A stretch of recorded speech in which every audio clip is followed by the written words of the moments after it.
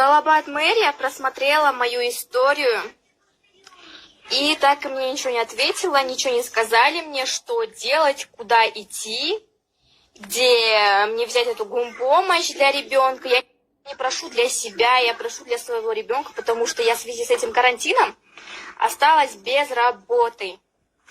И кто в этом виноват? Кто виноват в этом, я не могу понять. Хотя не, я понимаю эти...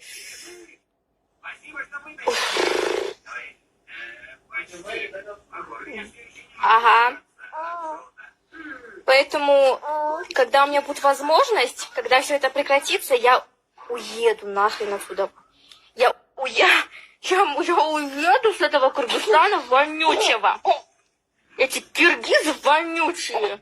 Я уеду отсюда. Вот это к Кыргызстану, блин.